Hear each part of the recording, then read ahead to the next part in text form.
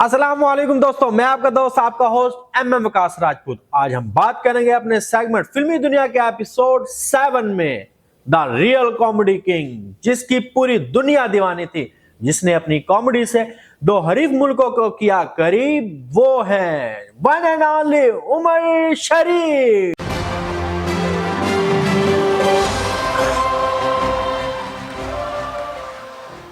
Hello hello hi hi. Umar Sharif को खुदा पाक की तरफ से वो इज्जत और मर्तबा मिला था जिसे देखकर लोग अश्क अश्क करते रहे। उनका नाम ही इज्जत की इलामत बन गया था। पाकिस्तान समेत पूरी दुनिया में उनके दीवाने मौजूद थे। पाकिस्तान के अलावा पड़ोसी मुल्क में उन्होंने अपनी महारत के इस तरह जलवे बिखेरे कि लोग उनके वहां भी दीवाने हो गए। ढेरों अवार्ड अपने नाम करने वाले इस उमर शरीफ के बारे में जानेंगे कि मोहम्मद उमर से उमर शरीफ तक का सफर उन्होंने कैसे तय किया। एक गरीब घराने से ताल्लुक रखने वाला लड़का एक ब्रांड उमर शरीफ कैसे बना, उन्होंने कितनी शादियां की, और जानेंगे उनके फनी सफर के बारे में। तो चले शुरू करते हैं। एक वक्त था कि उनके पास पहनने के लिए कपड़े तक मौजूद ना होते थे। वो काम करने की तलाश में कराची की गुमनाम सड़कों पर फिरा करते थे। फिर वक्त ने करवट ली और सब ने देखा कि एक नौजवान लड़का स्क्रीन की जरूरत बन गया। औहदे हाजिर के वो सबसे बड़े कॉमेडियन थे। बॉलीवुड के बड़े बड़े स्टार उनके दीवाने थे।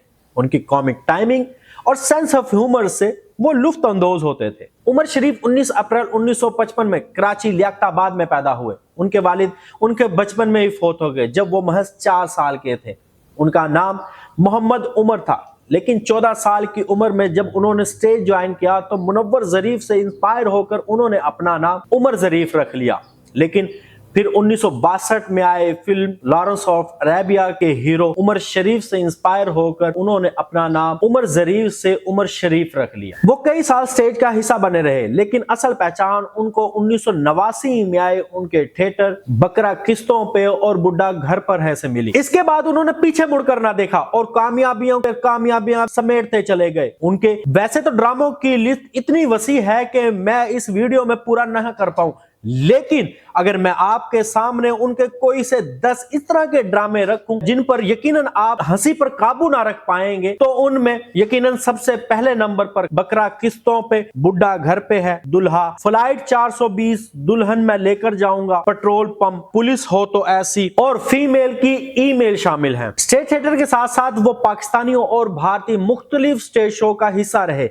लेकिन इधर हम बात करेंगे उनकी फिल्मों के बारे में। अगर उनकी करियर में उनकी बात करें उनकी फिल्मों के बारे में, तो हमें मालूम होता है कि उन्होंने अपने करियर में 27 के करीब फिल्मों में काम किया, जिनमें हिसाब, कुंदन, मिस्टर 420, मिस्टर चार्ली, खानदान, गुंडा राज, जमीन आसमान, मस्ताना माही और चांद बाबू शामिल हैं। मिस्टर 420 के लिए उनको एज एन एक्टर और as an director 2 Nigar award मिले थे। उमर शरीफ मशहूर भारतीय stand up comedy show the great laughter challenge का बतौर जज हिस्सा रहे। इनके साथ साथ उस शो में नवजोत सिंह सिद्धू और शेखर सोनम भी थे। 2009 में जियो टीवी पर उन्होंने द शरीफ शो के नाम से एक शो होस्ट किया, जिसमें पाकिस्तान की नामवर शख्सियत बतौर मेहमान शिरकत करती दिखाई दी। उमर शरीफ वो वाहिद अदाकार हैं जिन्होंने एक साल में 4 निगार अवार्ड अपने नाम किए। इसके अलावा उन्होंने टोटल 10 निगार अवार्ड अपने नाम किए और बहुत से अवार्ड अपने नाम किए, जिसमें सितारा इम्तियाज भी काबिल जिक्र है। इस कॉमेडी किंग ने रियल क्वीन के लिए यानी कि अपनी जोजा के लिए दीबा उमर का इंतखाब किया। इस शादी से इनके 3 बच्चे हुए। बदकिस्मती से यह शादी परवान ना चढ़ सकी। दौलत और शोहरत आने के बाद उन्होंने अपनी दूसरी शादी अपनी हीरोइन शकीला कुरैशी के साथ की। ये दोनों की लव मैरिज थी। शकीला कुरैशी ने शादी करके अपना करियर को खैरबाद कहा, लेकिन इनकी यह कुर्बानी तब रायगा गई जब उमर शरीफ ने इनको तलाक दे दी।